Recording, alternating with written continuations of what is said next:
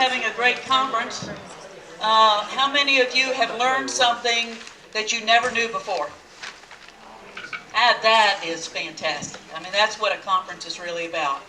I'm very excited to be here. I'm the director for the Agency for Persons with Disabilities, and I take my job very seriously.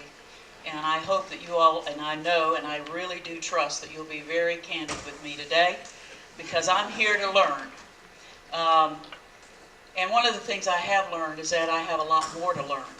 And I expect that today I'm going to go home finding out that I've learned a lot of new things. But let me give you just a little bit of what I would like to do today, so you can be thinking about throughout this conversation at the end what you might want to do, okay?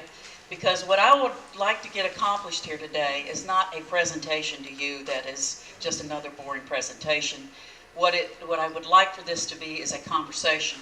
I'd like to be able to explain to you where we are, what is going on with the agency, and how it affects you, and then allow you all to provide questions or comments that would be something that would affect everybody in the room, not just your own personal situation.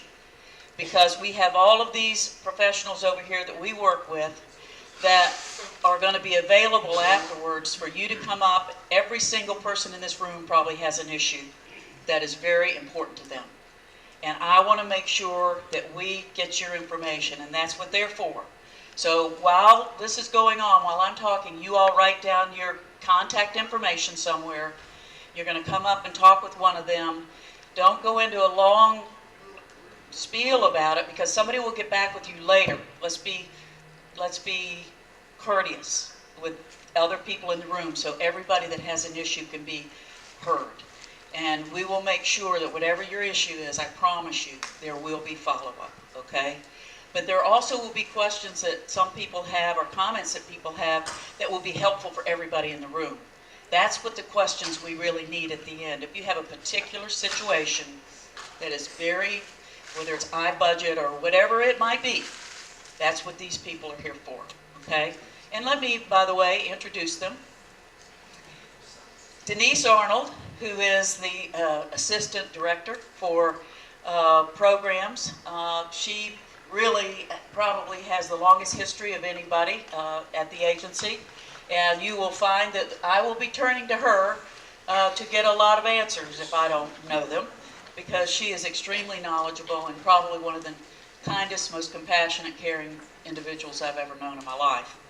And then Michael Ayers, who is our Chief of Staff, and he comes to us from the workforce, DEO, Department of Economic Opportunity. So one of the things, besides keeping me on track, is he knows a lot about employment. And that, as you all need to know, if you don't know already, is one of our major priorities, is employment. And then we've got Steve. Steve is our employment specialist. And he's been doing, how many years, Steve? 34. So I think there's a contest going on here between them on who's been here the longest. And then Lisa. Lisa is in charge of all of our strategic planning. When you see at the end, we're going to give you an opportunity to sign up, because anybody that wants to volunteer to help us on committees to solve problems, because we want to be proactive. We've been reactive for 10 years. It is time for us to be proactive, okay? And so we're going to be putting committees together made up of you all and providers and other state agencies, whatever we need to do, so we can start being proactive. She's the person that you're going to talk to about which committee, and I'm going to tell you the committees we've identified. Doesn't mean that's all we're going to do, okay? And then Tom. Tom is our Assistant Director, Deputy Director. I'm sorry, both of them are Deputy Directors. He's Deputy Director of Operations, so he's the one that makes sure all of our regions run, and also our institutions, our facilities, and Tom is in charge of that. And then we have Art, and Art is the guru of iBudget, and I'm telling you, he's done the training all over everywhere, so you've got some true experts in the room and people that truly care about you. Now, I know that APD over the years has had maybe a bad reputation. We want to change that. It's very important because I work for you. I work for you. The governor works for you. He gives me every tool that I can possibly have to be successful. And if I don't do it right, he should fire me. Okay? I really do believe that. And so my job is to do what is best for you. And you know what? I don't have all those answers. I am one person. And I have a staff that is dedicated and care passionately about what they do. But do we make mistakes? Absolutely. We make them every day. Do you make mistakes? Yes. Yeah, okay. But what we don't want to do is the same mistakes over and over and over again. We want to fix the things that really need to be fixed, and we need to fix them in order of priority. Now, my background is in therapeutic recreation for the developmentally disabled. Okay? That's what my degree is in. When I finished my master's degree from Florida State University, my very first job was to help with the transition of individuals from institutions, and believe me, back then they really truly were institutions, not just facilities, to help transition those individuals into the community. And so I do know what is going on. I know what some of the things you face. I don't live them every day. I don't pretend to live those every day. But I do understand the challenges that you have. And I want to help. That's my whole mission. And the reason why I came back to state government, to be very honest with you. Because when I left that job, I ended up doing a whole different series of things. And very quickly, I can tell you, I was the first women's athletic director at FSU. I was the vice president for the university for governmental relations, which is where I learned lobbying and all of that. I've been a lobbyist for over 35 years. I was director of hotels and restaurants for the state of Florida. You say, what does that have to do with anything? But it was because of legislation. I was rewriting all of their laws and rules.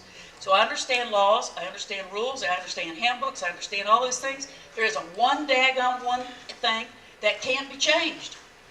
If it's not right, we're going to change it. And that's what this is what this is all about for me today, here with you. So that we can work together to make this not the worst agency in state government, the best agency in state government. It should be, because the people that we are serving are the people that can't serve themselves in many cases.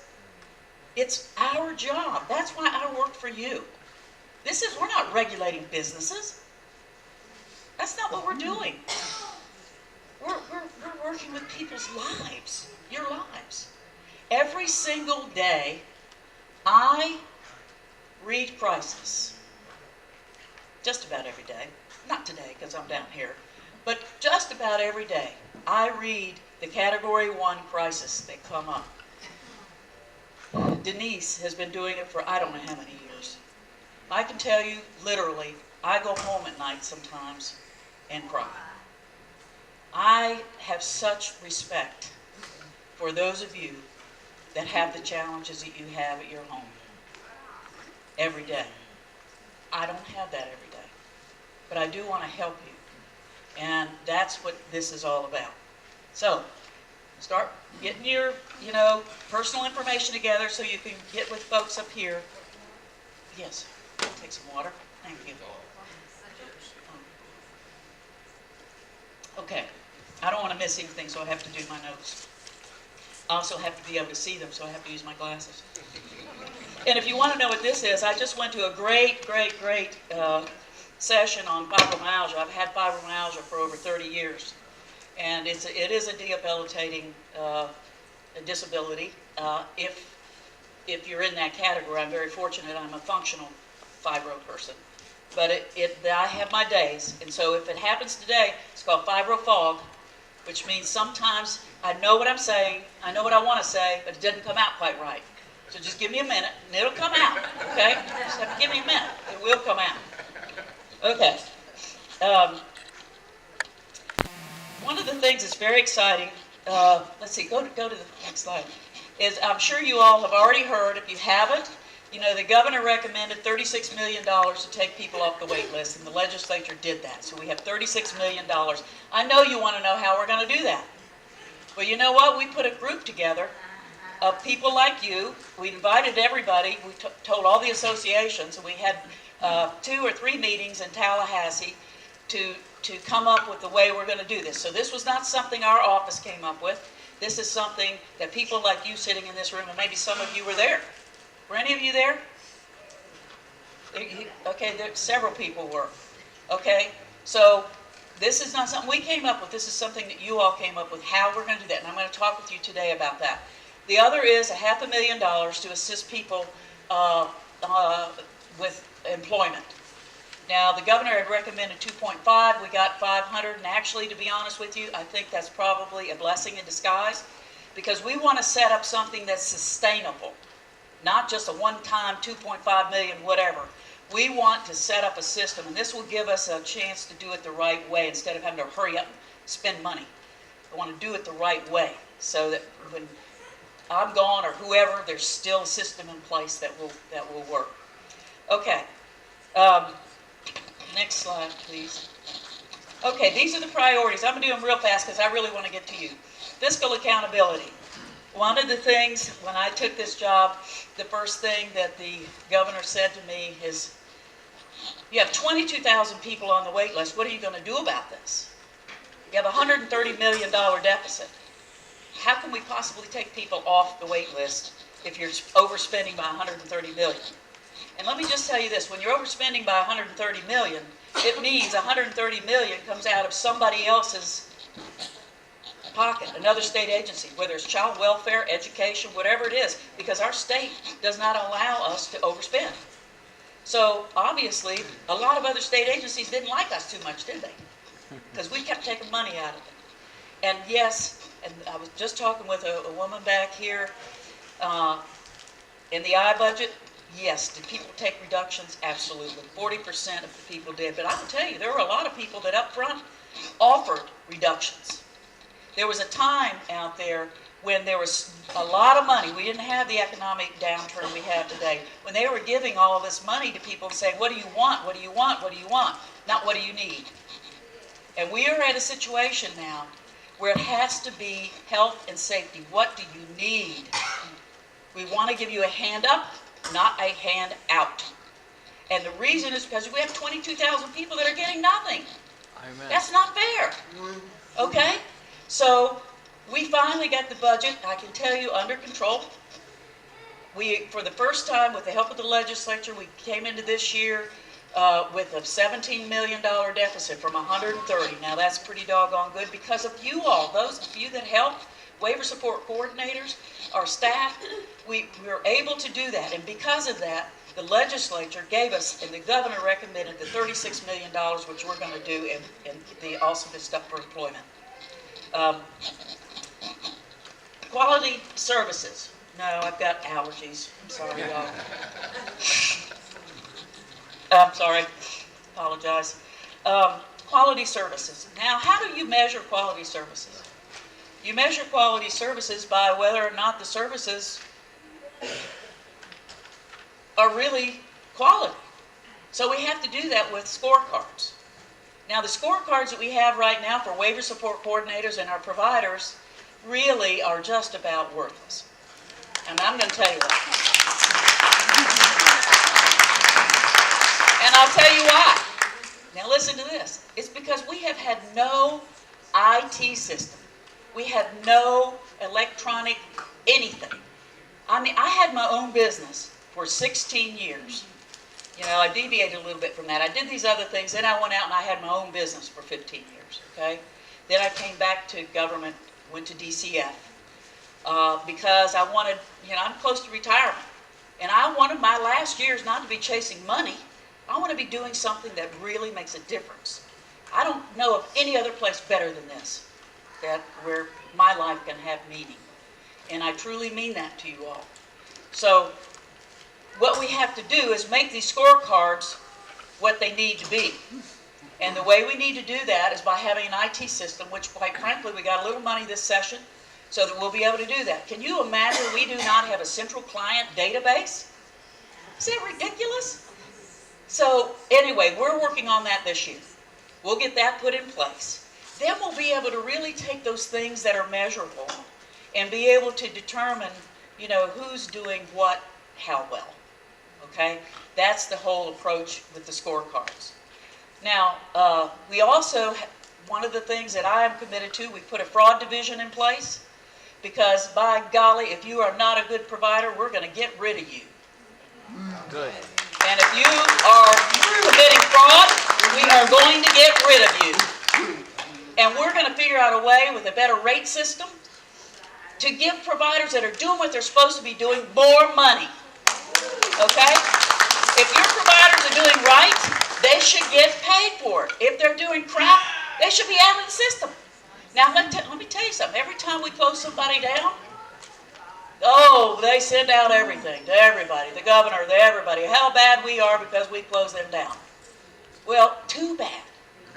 You know, if you're not going to treat people with the respect and the dignity and use their money to their best advantage, then you shouldn't be in this business. Amen. So that's part of what we're doing here on number 2. Okay? All right. Now, so we did scorecards, we did that. The other thing is we are going to be doing, this to me is like the first statewide town hall meeting. Because everybody's here from all over the state. But we're doing town hall meetings. I know that you know about it. I know a lot of you in here are helping with these town hall meetings. We're going to have them all over the state.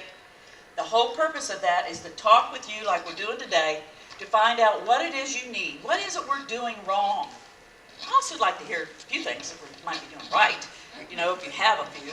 But the bottom line is, what is it we need to do? Now, what's going to happen at the end of that town hall meeting is it's going to go through early fall. We're going to be setting up committees, and we need you in this room to be on these committees. If you're willing, I know some people do not have time, but we can do it by phone. We'll figure out ways to be able to communicate, because we don't have the answers. We need to get the answers from you. And let me tell you what some of these committees are going to be. At the town hall meeting, what we're going to find out is maybe we're missing some, or maybe we need to blend some together. But this is what we're thinking right now, okay? Rates, we definitely need to take a look at provider rates. I mean, it's not working quite right. We don't want our good providers to go out of business. We need to keep our businesses healthy. We want the people that are doing good work to make sure they're healthy. So we need to look at that. We need to do some long-range planning for caregivers that are 70 and over, that are aging out. Now, part of what on this wait list that happens is there's a category of people that are 70 and older. But we need to be going back to age 55 and 60 and looking at when that's happening.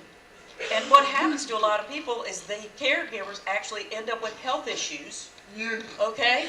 So we need a long-range plan for caregivers aging out. We need a committee that looks at dual diagnosis. I can't tell you how many people that we deal with in crisis that have 70% mental health problems and 30% developmental disabilities. Okay? But guess where they go? To a developmental disability facility. That's not the proper treatment. Okay? So what we're doing now is working with DCF to look at how do we solve this. It may require a different waiver. We may have to come up with a different waiver. So what? It's just a change we have to make, okay? But we need to understand how we need to do that. The other one is employment. We already have an employment committee. If you're interested in that, you sign up here. Then we've got housing and transition. We know that the providers right now do certain things. But we're finding that we need a different kind of housing. And we don't know exactly what that is. They need to be smaller. They need to be more needs-based. We've got to take a look at how we do that, because providers need to know. They want to provide what you need. But we need to help them figure that out. But I've heard a lot about that. So we've got to have a committee looking at that. Transportation. How many of you have transportation problems? Yeah. Huge issue, huge. So we're going to have a committee on transportation. Another one is behaviors. What we've seen is there's a pattern going on with intensive behaviors, and this is not scientific, this is just from me looking at crisis with Denise, and that is when young people get to the teenage years, we see an escalation in behavior problems. I don't care if you're developmentally disabled or not. You know? You're going to have that. So we have to figure out a way to give people short-term help and give parents help to deal with that, so that then later what happens is they're not 20 years old and kicking your butt. I mean, you know what I mean? Yep. I know you know what I mean. So we have to do some long-range planning, okay, in that arena. The other is aging issues, and Tom Buckley's in the room. And I want to just point something out about Tom. Tom has done a phenomenal job and putting together with the White House, okay, this is a federal thing. I mean, this is a big deal on people with Alzheimer's. Now, he knows some facts that will just blow your mind, and afterwards, if you're concerned about your loved one that may have Alzheimer's or dementia, there is going to be we don't even need a committee on it because he's already got this down. At the end of July, we're going to do it. It's a program that deals with people with developmental disabilities that also have dementia or Alzheimer's. And believe me, with the baby boomers and everything happening, there's a bunch of that going on, okay? So he's the champion of that. Tom, stand up so they know who you are in case anybody wants to talk to you.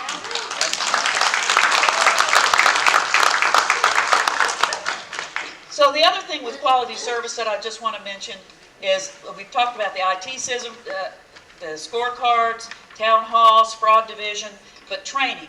One of the things that those of you that work for different companies or you know people that do, here's what happens to these workers. They have to go and get training on XYZ, whatever it is, okay? And then if they leave that company and they go to another, guess what? They have to take the same training over again, XYZ. Is that the stupidest thing you ever heard of? Yep. Yeah, it's a waste of money, it's a waste of time. So what we want to do ultimately is have a training center somewhere where individuals can go and they can get whatever level of training they want, and then they have a certification for those different levels of training, and then they can go anywhere they want. That way you know who you're hiring, and you know that they have the training that they need, okay? So that's something that ain't going to happen overnight, but that is something that I am absolutely think is essential to make sure and protect you, to make sure you're getting the services that you need. Not just from the provider, but from the people that work for the provider. That's really what this is about, okay? All right, then the next thing is employment, which I'm not going to dwell too much on this. Let me just tell you that we are going to be putting together a very aggressive program on employment. We're focusing on transition from school to work. That's not to say we don't want to help other people, because we do. We'll help anybody that wants to be employed. But one of the things we found is that when people transition from school out into the world, here's what happens. They either go on to higher education or they don't. They either get a job or they don't. And if they don't, somebody in that family has to quit theirs. Or they have to figure, if they're not on the waiver especially, they have no way to take care of that individual unless we help them get jobs. And I'd rather have 3 people employed than 1. And then what happens is your loved one doesn't get the benefits of what it's like to be productive and be out in the world and really make a difference and do things. So I am absolutely dedicated to doing this, and we have a great committee, so if you want to be involved in that, that's what we're going to do. Okay, next thing. Now, this is the biggie, okay? I know you all have been waiting for it. Dun-dun-dun! Okay, here's the way we did it. Do you have you give me the, yeah, okay. It did take us several meetings to figure this out in a way that everybody thought was fair. And I will tell you, after those meetings, the majority of the people, in fact, I think it was almost unanimous. We didn't have people complaining about it, but we know that everybody that's in this category has needs. Everybody, okay? Now, you should have gotten a letter If you didn't, that tells you what category your loved one is in or you're in. And you have an opportunity to appeal that because people's lives change, and we know that. So if it has changed, we need to know about it, okay? Because we're going to run the numbers soon. Okay, you only have so much money. We have to run it based on the amount of money that we have, okay? So here's what you got. Under 21, if you are Medicaid eligible, you're already on the state plan, okay? So those people are not in critical need. So they're not going to, it's not that we're not going to put them in the system, we are, but they will probably be low priority simply because they would already be getting services. If you're 21 and older and you're not in intensive needs, then you would be another lower priority because, now let me give you an exception to this. I was talking with somebody today and he was saying, I don't know if he's in the room, I'm looking around to see if he is, but anyway, I was talking with him today and he said he had a 9-year-old that was in danger of himself and others, and this is where the behavior thing comes in. And you know, at 9, they can handle that. When they get 15 and 20, it's very difficult. And so there are circumstances in here that need to be considered, and that's where this long-range planning on behavior stuff has to come in. And I'm just using that for an example, okay? But there are other issues too. But for the most part, these people are not in critical need. So what you have over here with the ones that are, is we have about 2,500 people that have intensive needs, which means they're this close to crisis. I mean, this close. And crisis is truly what we're talking about, is a crisis. They're either losing their home, some of the things are very heart-wrenching. And then you've got kids in the child welfare system, and our top priority is if someone is so special and angels on this earth that want to adopt individuals with special needs, we want to give them every single chance to be successful that we can. And so we are making that a top priority. There's about 202. I don't know that all of them will make it this year, but we're working with DCF and also with the Children's Medical, Legal Services. So we're expediting that to get as many as we can. And then caregivers over 70 aging out. Those are the main priorities right now.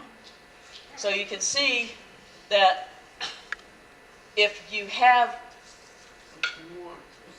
we think we'll be able to take 1,000 or so off, which is not going to meet the total need. The total need up there, okay? But the governor has said that this is the first year. As long as our economy is moving the direction that it is, and we have additional dollars, and we have legislators that are supporting this too, we will have a plan to be able to take all of these people off over a period of time. It's just a matter of priority. And right now, what are we doing? We're reacting, aren't we? We want to be proactive so that as these people move through, they never even have to get to that point. That's what we're trying to do. But right now, we have 22,000 people that are waiting. Now, I had some other people that I met today that said they didn't even know anything about the waiting list. They don't know anything. How do we, so we know that 22,000 is more than 22,000. We know that. So we better have a plan. So that's basically what we're doing with the wait list.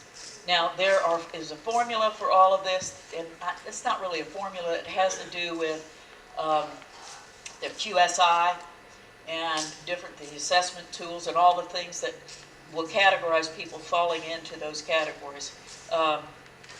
But that's basically how we're going to take people off the wait list.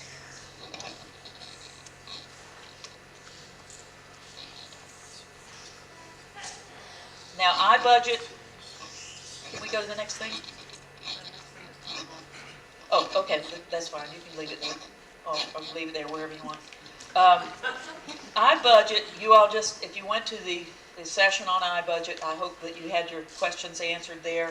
But the good thing is iBudget will be totally rolled out the end of July. And, you know, iBudget is, the purpose of that was really to give you flexibility in your spending. Because the way it was before is you had categories of expenditures, and it was a nightmare, and unless you were on CDC Plus, you could not cross over. Now you have more flexibility with that.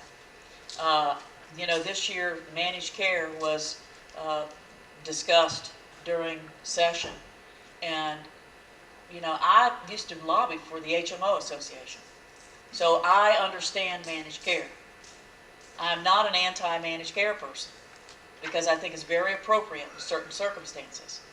I don't think for our population that it is appropriate in the traditional sense, because it's not like a broken arm, and you know how long it's going to take to mend, okay?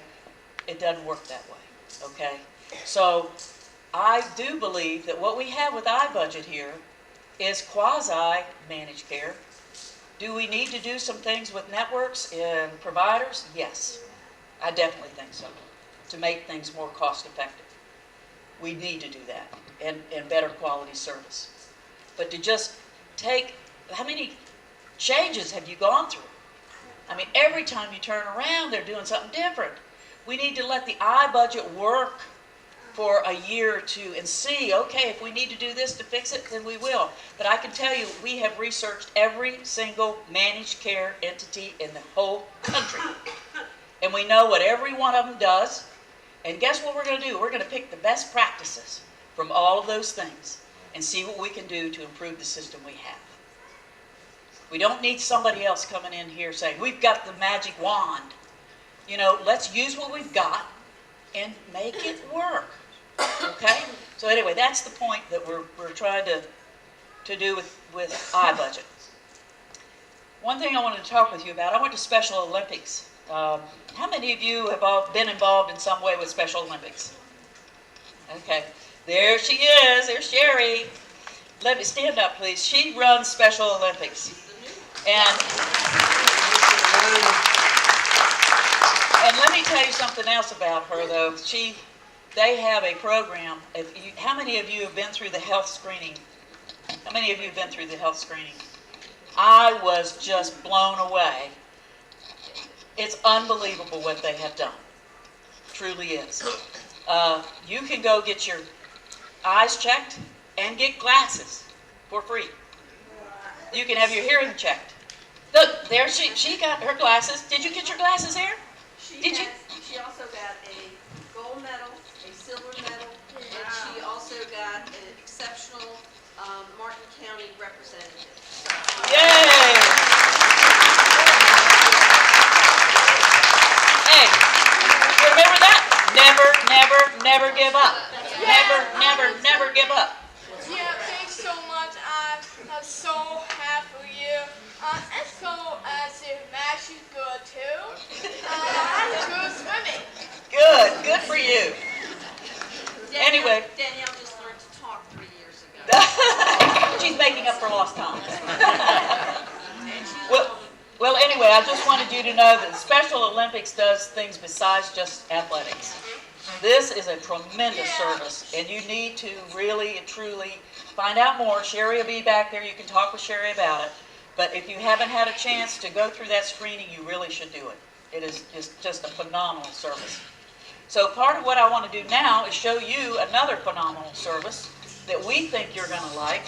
How many of you have seen online yet or gone to our resource directory? Okay, good.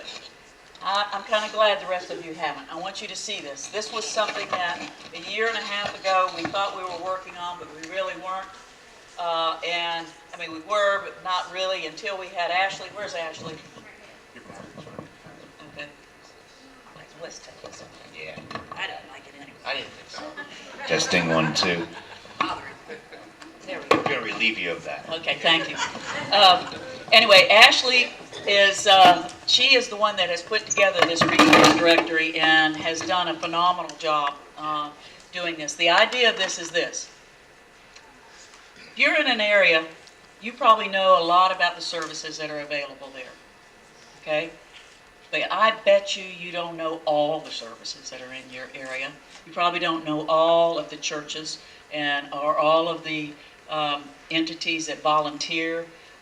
You probably, if you're going on vacation, wherever you're going, I bet you don't know where the services are in that area.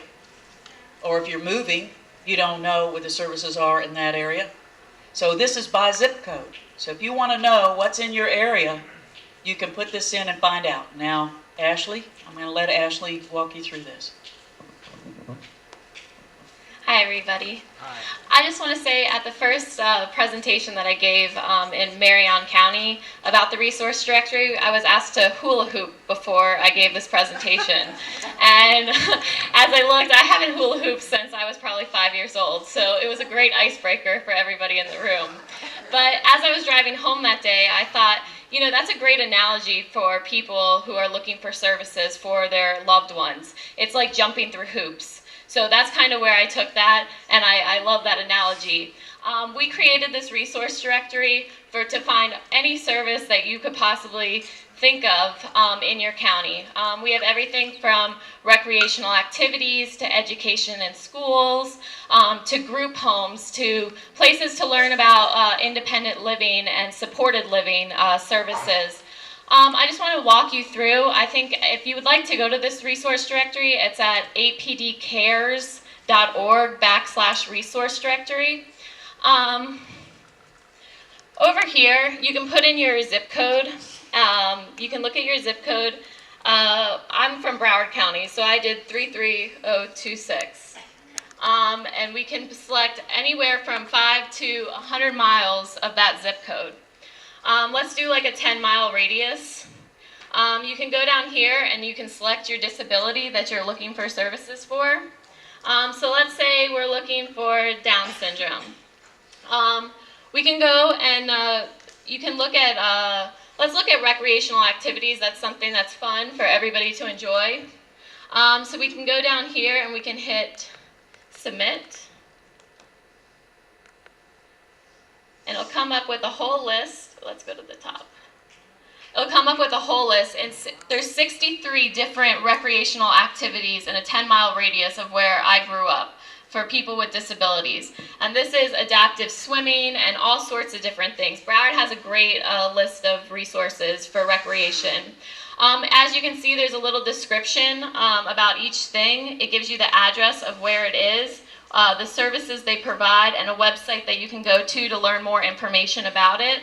If you click onto the resource name, it also gives you a map and directions to how to get there from your house.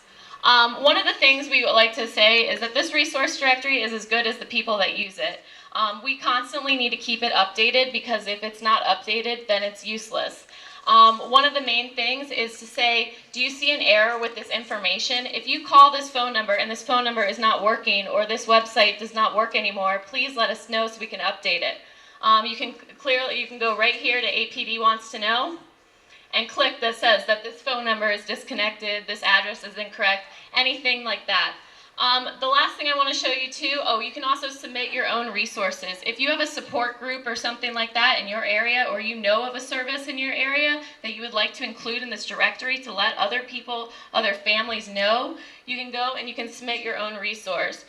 We vet it, we call the organization, make sure that the information is correct that they submitted, and we go ahead and approve it. And it'll be right there on the directory, usually that day. And the last thing I just wanted to show you about it is, if you can't find what you're looking for, please let us know. We have a button right here that says, can't find what you're looking for, APD wants to know. Let us know what county you're in and what services. You can select down here, you can pick your county that you're looking for and the services that you are looking for that are difficult for you to find in this area. Obviously, it's a problem. If you're having a problem finding it, other people are too. We're tracking all this information that's coming into the directory so we can see what's being searched for the most in each county and everything like that. And after time, we can create programs and services to help start new programs. So anyways, I just wanted to show you that, and thank you so much for allowing me. If you guys have any questions.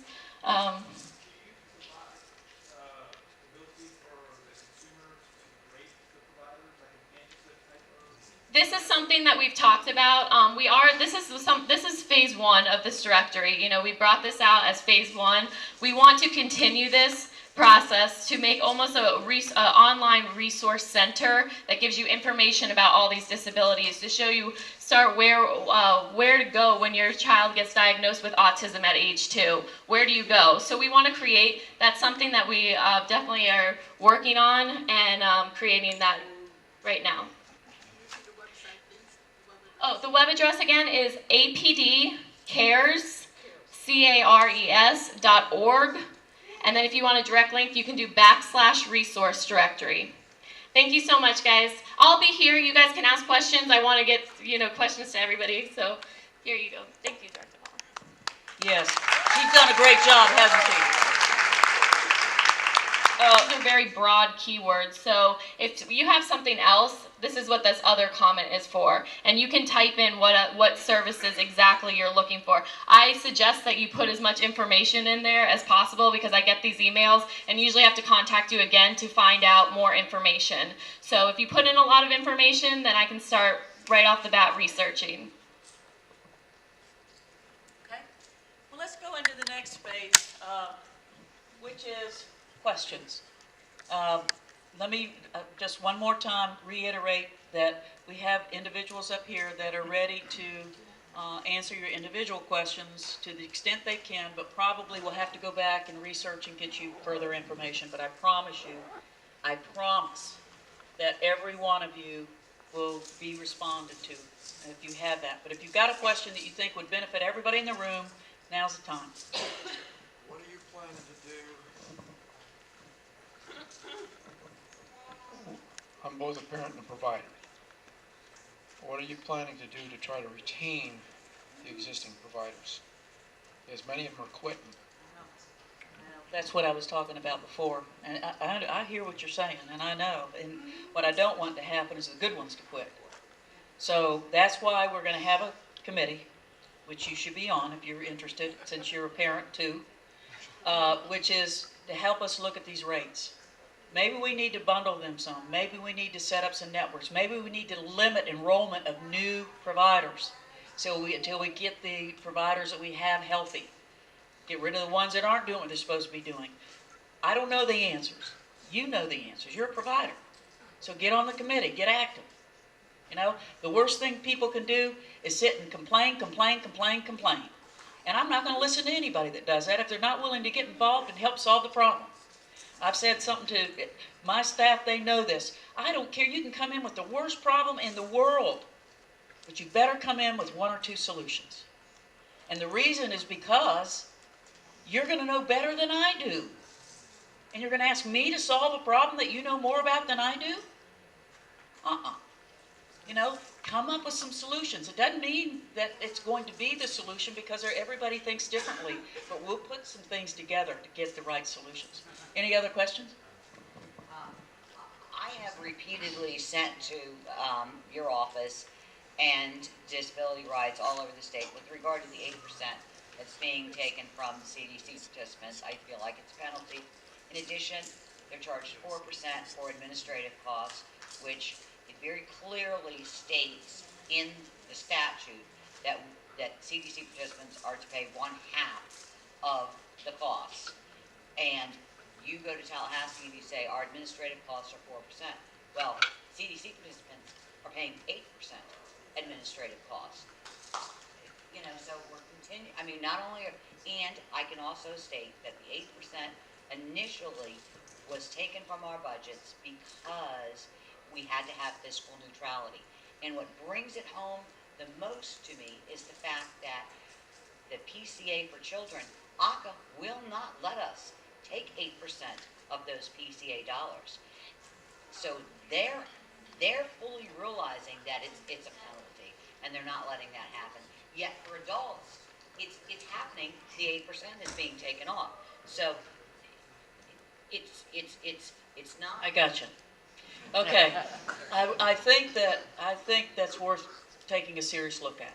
It's something that I have not spent time on, quite honestly, because we've been trying to get money to just get people off of the wait list, and I've had other priorities. But I do think that is something that's worth looking at. you make a good point, that our overhead is 4% and yours is 8. We'll take a look at it. Now, it may require legislation. It may require more than just a discussion, okay? So, but I will tell you, and I need you to write that down so we can make sure that we do that. And guess what? You're going to be involved. Okay? I'm something of a neophyte to this. Really think I need I'm something of a neophyte to this whole process, and I'm not a provider. I just have a son that's on the wait list and been on there since, I think he was on the wait list before I conceived him. I'm pretty sure. And I provide to him directly, but nobody pays me to be a provider. Yesterday I asked at the iBudget thing, because I'm trying to figure out who really has their hand on the spigot for the money that's needed. Because when I hear that there's 22,000 people on the wait list who really aren't being addressed by this at all, because we just sit and wait, I figured out finally that really it's at HHS and the federal government. What can we as individuals on the wait list do to spur HHS to open the spigot and provide more money? I know there's a process after that for how it trickles down and all of that within the state, but if you don't have the money to work with to begin with, the process is irrelevant. So how can we get more money? Good question. You all probably want to know that. And it actually does not start with HHS. That's important for you to know. I mean, it ends with HHS. Let me put it that way. It starts with state appropriations. Okay?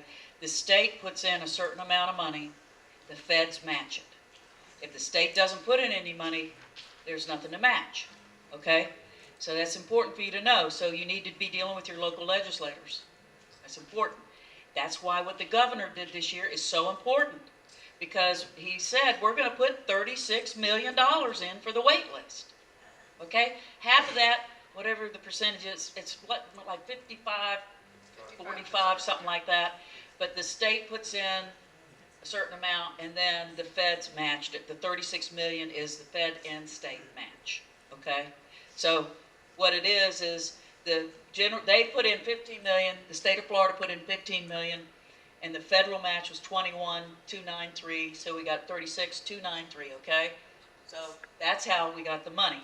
Now the way we get money is to keep the economy, keep people working, keep our economy going, do the things we need to do in this economy so we have the money available to be able to do this. And the governor has made a commitment to do this each year. That's why I'm saying being proactive is really important and having a plan for how we take people off the wait list. And it is not based on how long you've been on the wait. It has to be done by severity of need. And then if there's a tie, it will be based on who came in first. Okay? Let's get one from this side.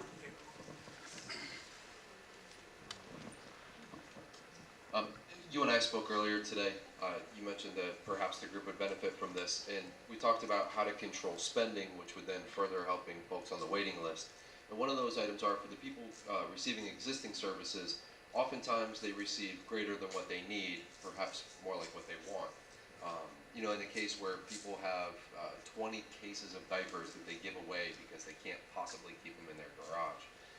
And then furthermore, regarding the provider rates, occasionally APD can offer one-time funding, and we were able to get PediaSure, and I thought that, a provider obviously is buying in bulk and they would be cheaper, and asked if I could buy directly. They actually charge $11 more a case than what you can get at a public. They need to be fired. Send me their name. Okay, here's the other thing now. He is the gentleman, I don't know if you were here when I was talking earlier, do you mind me talking about that conversation? And it has a 9-year-old that has behavior issues that we've got to be taking a look at long term. So he definitely needs to be on that committee. But he brought up this other issue, which is waste. And I have heard this, and I don't understand it. So somebody's got to educate us about this. It is the disposables, as I understand it. consumables. This As opposed to figure- disposables. Good. Okay. This figure, they can charge you whatever they want because you're government. Yeah. You know what I'm saying? That's the So bottom line. maybe we need a committee looking at this too, because if there's some way that we can figure out a way for people that are getting too much to be able to help those that, you know, we need to look at It's it. gotta be the people receiving it, so they can go back and say, hey, I'm getting too much. Yeah. Yeah. Yeah, but you're paying too much too. Find out if it's children that are getting more than they need, or adults. Well, we just need to, that's why it needs to be studied. 'Cause we can't sit here and solve it right now. What we're trying to do is figure out what are the things we need to solve, okay? Let's figure out the things we need to solve. Did you want to come out? At least once. Just on that same topic, one of the things that maybe we could look at doing a committee on is the young adults that are in homes. I don't know exactly how you would regulate this with the HIPAA laws, but looking at the health care services they receive, I shared with you yesterday, my daughter went into a group home and in less than 6 months gained over 50 pounds because of what she was allowed to eat, from a 4 petite to a 16 with hypertension at 19 years old. And me being a healthcare provider, I'm thinking if there was some way that we could look at what they're eating. I have to get an order from my doctor for her to have a glass of milk. I have to get an order from my physician for them to take her to exercise an hour a day. And they tell me we don't have to do that, and she's 18 and she can exercise if she wants to. But if we somehow incorporated health and wellness like we do in our world for them, we would reduce the burden on the Medicaid healthcare system, and more money could come back in to help with the basic needs for some of these people. I think that's great. And I'll tell you the truth, you said it better today than last night. And the reason I say that is because you actually gave a solution. You know, I couldn't figure out last night exactly what you were talking about, but I get it. I do, and I think it's not something that we have really talked about. And let's think about it this way, and I'm just making this up, okay? But how many in here are providers? Okay, let me ask you a question. Would it be helpful to you if we had a committee that looked at needs of people for providers? In other words, what type of providers do I need? Because she's talking about a situation, her situation's a lot more involved than what she just talked about. It's very involved, actually. But what we're thinking is that the providers are doing the best they can with what they're doing now. But we might need to change the providers and say, you know what we really need is this kind of a provider that does health care, health issues. Or one that does behavior, one that does Alzheimer's. You know, maybe we need to have a committee. What do you think? Would a committee on behavior, provider tweaking be good? Okay. I just have to say this in response to that question. That wouldn't be a set provider. I think everybody that we provide services to should get, these young adults that can comprehend should be learning basic nutrition, basic exercise. I'm just saying, as far as a separate committee, I think that every person that we provide, I educate, right? I'll tell you. We all should, but every provider, maybe that's what we could look at when you were talking about provider certification, should be educated in, what is basic nutrition and what should these people have, and then how much exercise does a person need a day? Because if you take an 18 or 20-year-old or 22-year-old or 24-year-old and put them in a home and let them lay around and watch TV all day and eat chips and eat junk, they have high blood pressure, diabetes, and we are paying for it. Medicaid is paying for it, and we could use those dollars to help him with his 9-year-old son if we were managing basic health and nutrition things that they need to learn just like we do. I'd like for you to serve on a committee that deals with training, because I think you're a nurse, right? Yeah. Because I think that, what we're talking about with this training, that's a perfect place for that. See, that's the solution right there. So that you, the consumers, know that this person is trained in proper nutrition. Because what we don't want to do now, providers, you help me out here, is we don't want to put another mandate on providers that's going to cost them money that they can't possibly afford to do, okay? But if we say that the workers that are there have to have certain kind of certification training to know proper nutrition, so the cost of that is not fully burdened. I'm just making that up, but I'm thinking, I don't want to make it worse for providers. I want to make it better for providers, but also solve your problem.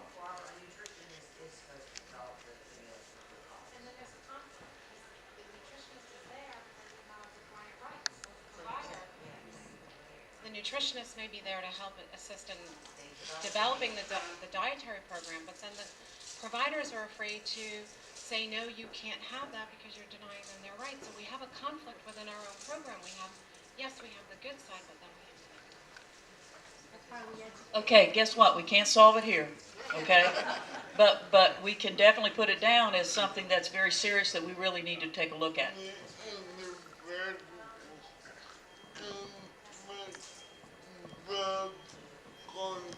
Like in my condition, um, the money that I have for myself, I have to weigh out for my workers or for me to buy wipes or diapers or whatever. So I don't.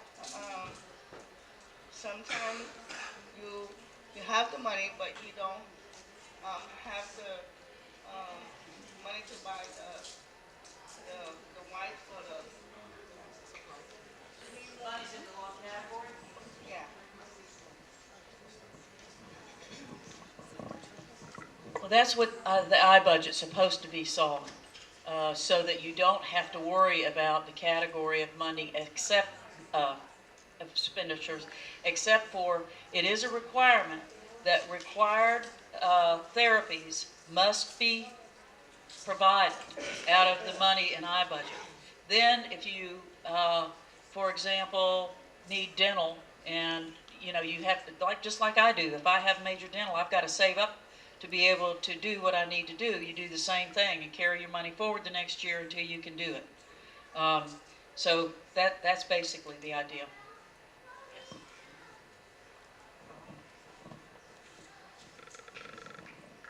I had another issue, but I'd like to address this group home.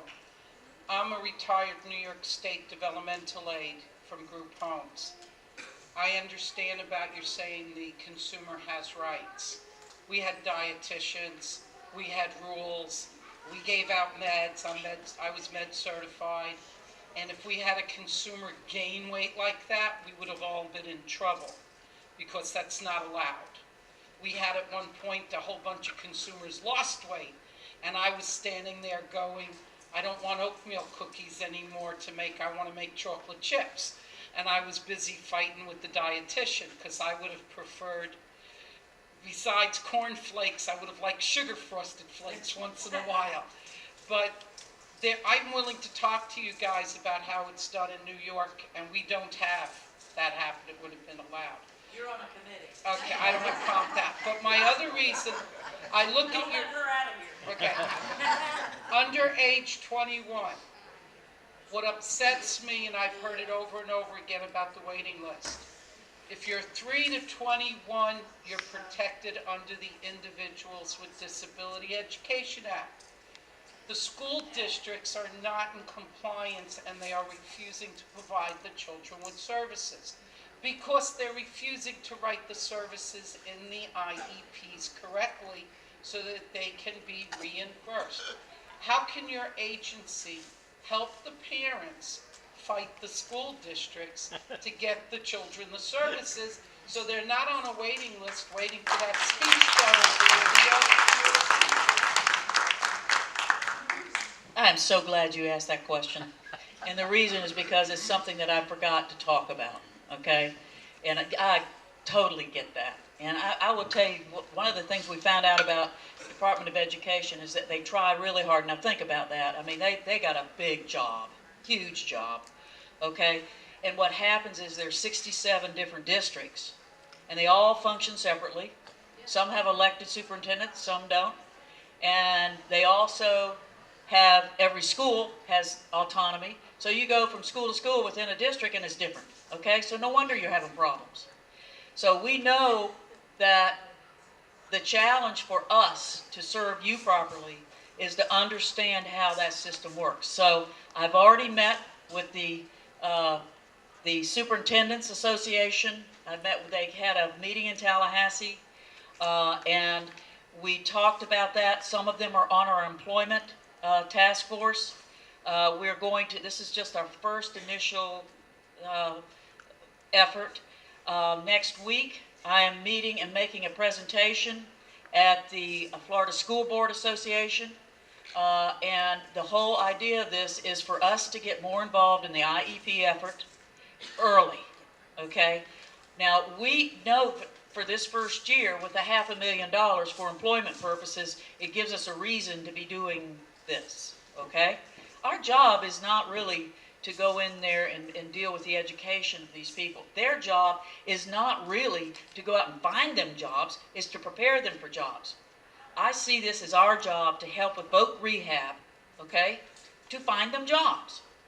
Now, in order to do that, we've got to get into the educational system through the IEP and really understand how that works and how we can intervene so that at the end of the day they have employment.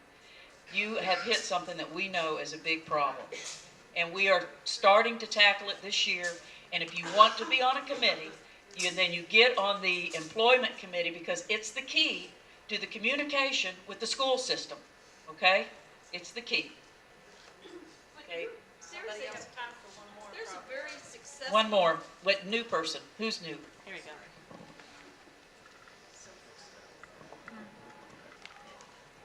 I don't know what kind of a committee you could put me on. After I get through telling you what's happened to my daughter for the past 12 years, I don't know what can be done. In 2001, we started asking that she be put on med waiver. Every year, I contact that office twice, 3 times a year, and they tell me they don't have enough money, or if they did have enough money, she was put to the back of, it wasn't a waiting list at the time, that a child needier than her was placed on med waiver, and then she was put on the wait list without our knowing about it in 2005. And we've been talking to them every year and, you know, trying to get her on it. We filed a crisis tool in 2011, a 35-page crisis tool that was misplaced. It was recently discovered on our caseworker's desk. It just mysteriously appeared. And so we filed another one, and I just keep getting, you know, information that isn't correct. Our daughter lost her SSI Medicaid because there were 5 pay periods in 1 month, and she couldn't get surgery and services, and we had to go to the private sector. Glad to help you after. Yeah, and I don't want to get into individual, because I can tell you almost everybody in this room can do this, okay? But let me just tell you one thing that's really important. I want you to know that every single one of these people here and every single person that I work with cares. Now, do we make mistakes? Yes. And I want to know where those mistakes are. Now, here's the thing. We've gone from 14 areas, with a strategic plan, by the way, okay? 14 areas to 6 regions. And we did that by we don't need 14 budget people. We don't need 14 contract people. We don't need we took all of our administrative pieces out, put them into external affairs and things that we can do that are direct services to you. That's exactly what we're doing. Now, in that design, we're getting ready to roll that out. Now, in addition to that, I'm just trying to tell you how we're trying to solve some of these problems, okay? Because we know these problems are here. We know that we make mistakes. I want to know who those people are. And I can't know that right now because they're doing it 14 different ways. So what we're doing is we've done process mapping. If you know what that is, you take a function and you say, okay, we're going to talk about, give me an example of a function we would do. Licensing. Okay? I'm just using that for an example. They were doing it 14 different ways. So what we're doing, we process map the exact process that you do that we should do, so that now we have it being done the same everywhere. And guess what? This is now going to be going into our electronic system. So now we'll have an electronic system that has process mapping behind everything. So guess what that means?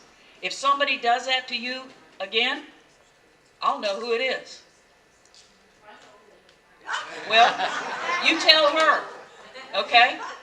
Because if they just made a mistake, and that does happen, people make mistakes, they make mistakes. But if it's a systemic thing, then there's a problem. There is a problem, okay? And I don't think we have time for any more questions. I'm sorry, but let me tell you, please, y'all spread out too, because you're gonna, please do not leave here. You got about 25 minutes to come up here. Those of you that I asked to be on a committee, and the rest of you, please sign up with Lisa. Lisa, hold up your hand. She's in charge of the committees.